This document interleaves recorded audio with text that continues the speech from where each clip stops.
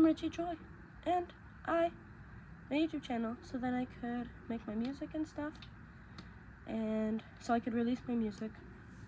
I've been making music for 3 years.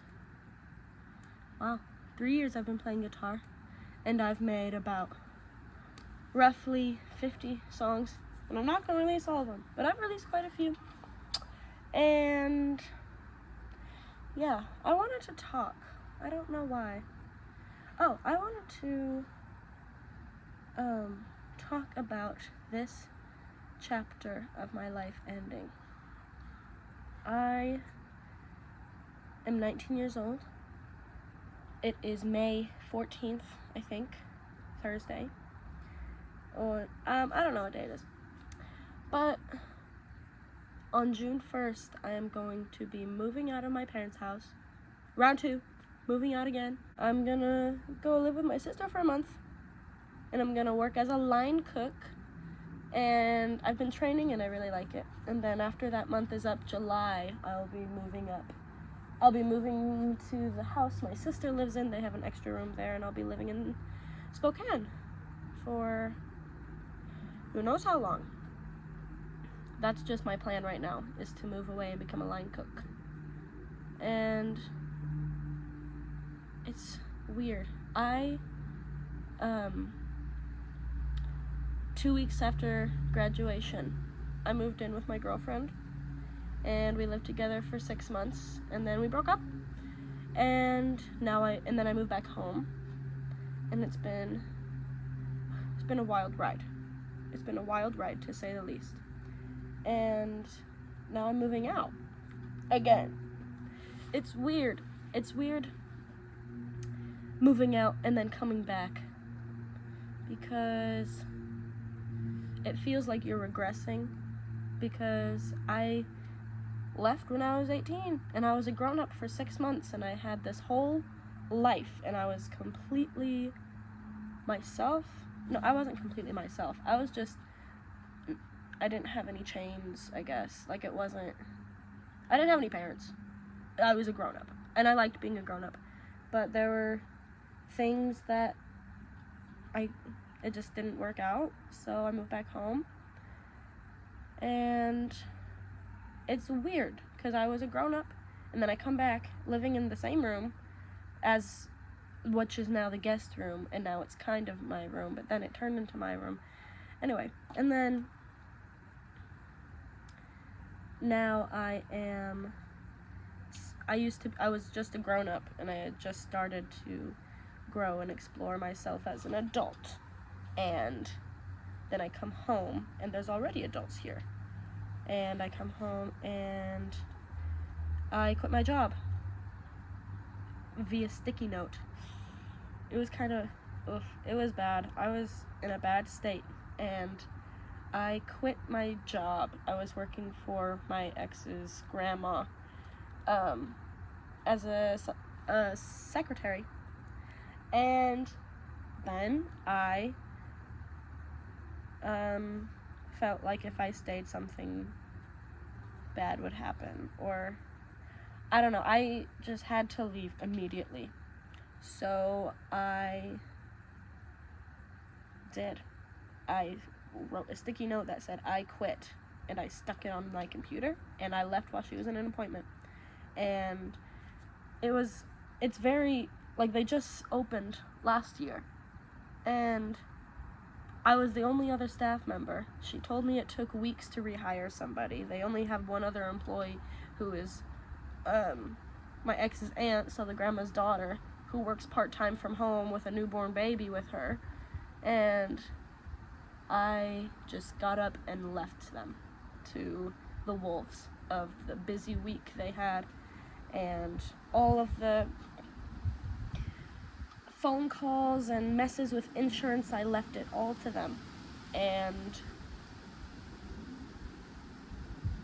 I feel shame about the way I left and the way my actions affected other people. But if I didn't leave, then I honestly believed that something bad would happen to my body by my own hand. And And keep in mind, my girlfriend and I broke up right as I was starting new medication. So, worst week of my life. Then, on top of that, side effects of new drugs kicking in, and everything is 1,000 times worse, and everything is just bad.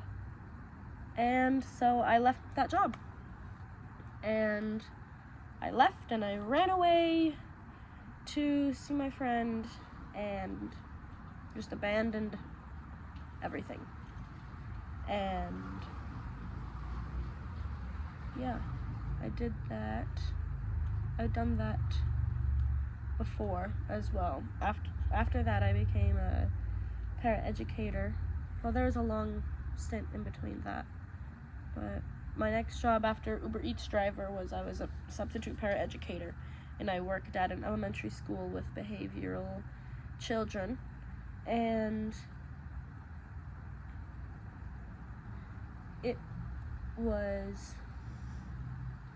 I liked the job. It was good, and it was fun, and it got exhausting. After 2 weeks, I was like, this is kind of getting exhausting, but whatever. And then I had a traumatic experience where I witnessed somebody close to me go through an episode, and I had never seen anything like it before, and it was just very, it was just a big thing. And to calm them down, because I was the only person with them in the middle of the night, I had to use tactics that I would use on the kindergartners that I would work with, who had meltdowns every single day, and scratching themselves or choking themselves or hitting other people or hitting themselves, or just these emotion-filled, anger-driven, tiny little monsters. I was using the tactics I use on them with my friend, who had never seen that side of me before. And so after that, when I went back to school after the weekend, when I went back to teach, those kids had reactions that she had, and their eyes were just so big. And I was with this one kid, his eyes were already so big, and then his glasses, he just got new glasses, and they made them even bigger, which was adorable. But during the episode, my friend's eyes got really big, and they didn't look quite like her. And that kid looked at me in the eyes with his humongous eyes, bright blue, and it just reminded me of it. And I ran to the bathroom, and I started panicking. And then I realized I will not be able to teach these kids effectively. I won't be able to do a good job with these kids if I'm running away panicking every 5 seconds. I won't be able to bring peace and stability and good instructions, and I wouldn't be able to be a good teacher or supporter of them if I'm just worrying about myself, and if I'm constantly in my head, I wouldn't be able to be there for those kids. So I left the bathroom, and I went to the main teacher in the classroom, and I said that I just threw up in the bathroom. She was like, do you need to go home? And I said yes. So I left the building, and then I ran away to my now girlfriend, and I stayed there for a few days, and they live an hour and a half away. I run. And I don't know, running is a weird thing for me, because I feel like I feel bad for the consequences, or the results, or the effect my running away has on people. But then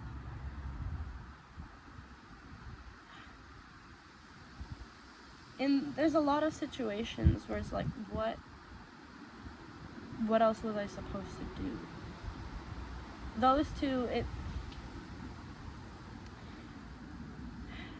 I felt like I had enough reasoning to be able to leave, because the first one, I felt like I was in danger of myself.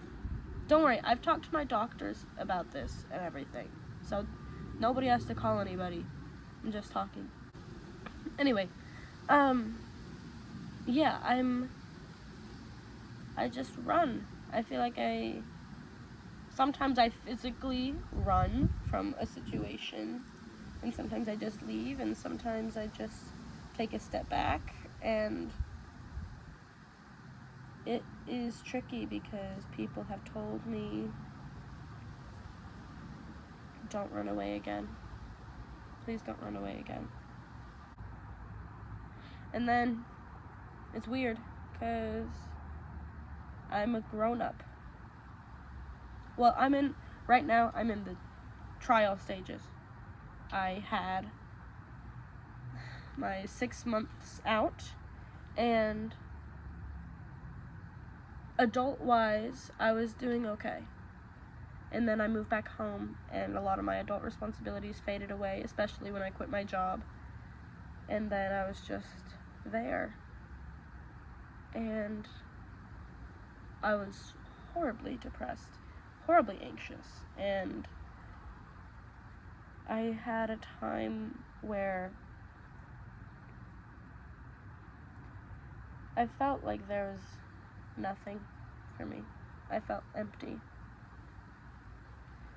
And then I wasn't.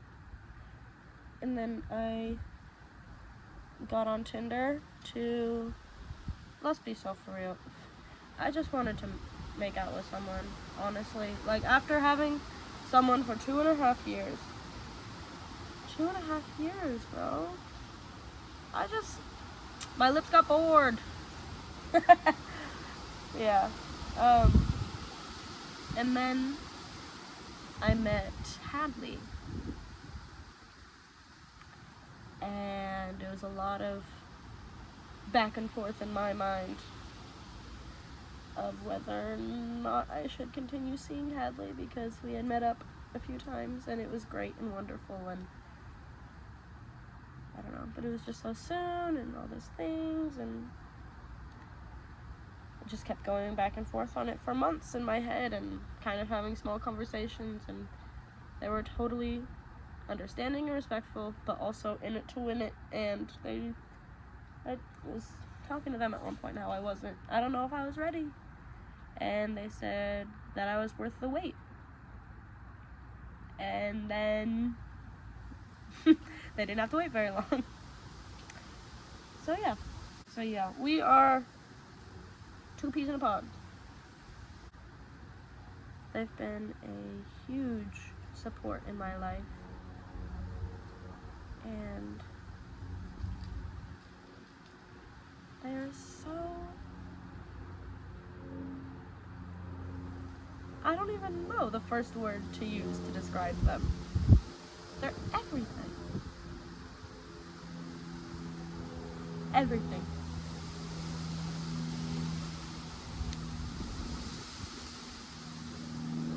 I could come to them with anything and be with them in anything and be there for them in anything and listen to anything they have to say and talk to them about anything. It would just be good because it's them. It would be good because they were there. It would be peaceful because they were there. It wouldn't be stressful because they were there. It would be empathetic because they were there. It would be a serious conversation because they were there. It would be something, but it would never end negatively if they were there.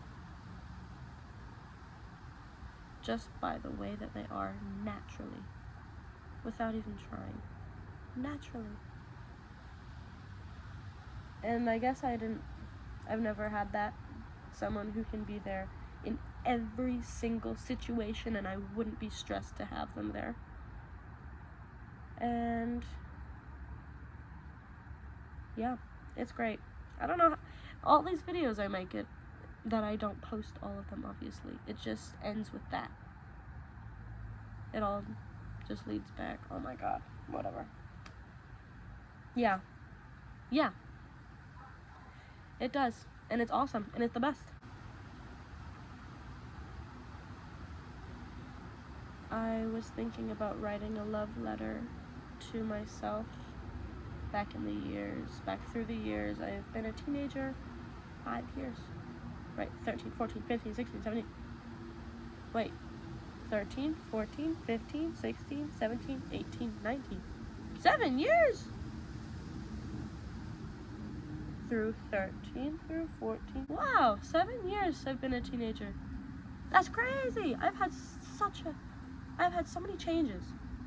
And there's been so many versions of me. And there's gonna be a new version of me next week. There's an old version of me last week, and the week before, forever. And I feel like forever I'm just gonna be changing. I'm changing forever. That damn smirk. I'm ever changing and ever growing. Man. Yeah, but I am though. And so far my hair has grown so much that it can almost all fit in a ponytail. I just put it behind my ears. This stuff is out because I was doing Just Dance with Sarah.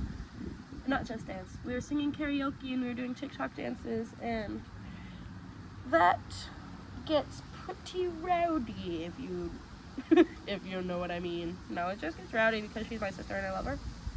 And I go hecka hard on karaoke and hecka hard on TikTok dances, but she doesn't post them, so I spend most of the time twerking because I just like loosening up my hips and letting myself loose privately.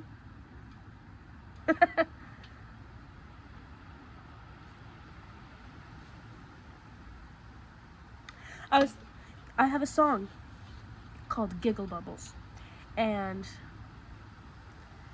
one time I was with my best friend and my ex, and I had soap on a plate and I had a straw, and I would stick the straw on the soap and I would blow bubbles, and there were so many bubbles in the kitchen, and it was really sweet. And then at one point I had the straw and I giggled into the straw, and then it was a bubble, and I was like, giggle bubbles. And then Connor, my friend, asked me to write a song about giggle bubbles, so I did. And there's a line in there that says, I see myself in your rainbow complexion.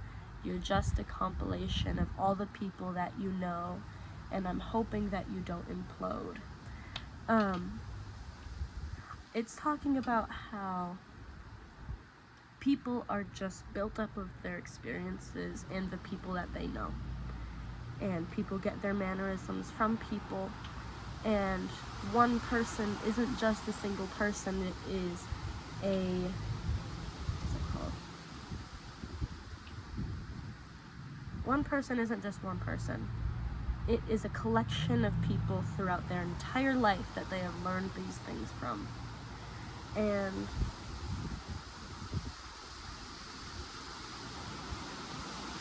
I see myself in your rainbow complexion is me seeing the traits that he resembles of mine, and I see it in his complexion, which is rainbow because it's a bubble. And I see myself in your rainbow complexion. You're just a compilation of all the people that you know, and I'm hoping that you don't implode.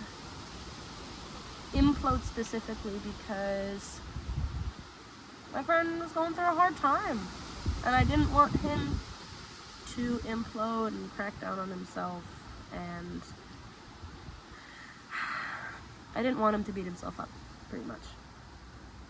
And I think about the compilation of people that I am, and that my sisters are, and where have I gotten these pieces of myself? Where have I picked them up along the way? And where will it show up in my life? And where will it be a problem when it shows up in my life? Where will it be a argument where the pieces of somebody else shines through me, and then that causes a problem with somebody else? How many times will that happen? I don't know. And I hope I don't use it as an excuse when that day comes, because my actions are my own. But the seed gets planted, you know? And actions turn into flowers, or turn into thorns, or turn into weeds. And I hope I just pick flowers. Oh my god. I hope I just pick flowers. I don't know. I guess that's just what I'm thinking of. My life. I think I'm conceited sometimes. Conceited. Self-centered. Self-absorbed. Sometimes I think I am genuinely a mean person. And genuinely an asshole. And genuinely disgusting. I was driving down the highway. And I've been having a lot of phlegm in my throat lately. And I'd be spitting it out the window going 70 miles an hour. And then I spit it out, and on the side, the left side of my car, there's just crusty phlegm. There's like 9 spots of it. It's so gross. Because I think I get it all the way out the window, and then it just flies back onto the car. And like that. And Hadley thinks it's... You know what Hadley said one time? They're like, Richie, I love you, but you nasty. I love you, but you kind of nasty. It was so funny. Ugh. It is the best. I love when it gets windy back here because it's a tunnel of leaves for me. And it's great. And I think that's all I'm gonna say right now. And I feel like if I talk about my life, I'm doxing people at all times. What do I do about that if my talking about my life is just doxing people? The fuck?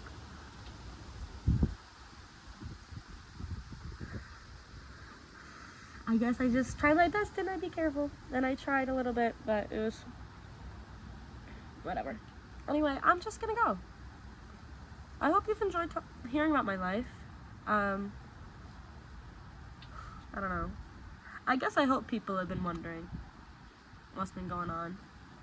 Because, I don't know, I've been posting a lot more stuff. And I wonder if people wonder about me.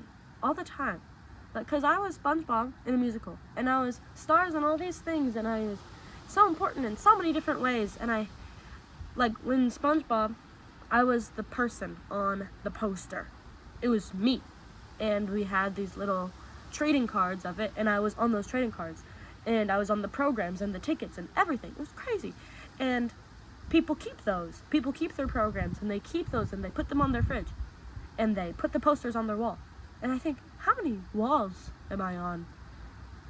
How many walls am I on? How many doors was I on? How many bulletin boards was I on? And how many people still have that there? And how many people look at me every day and think about me?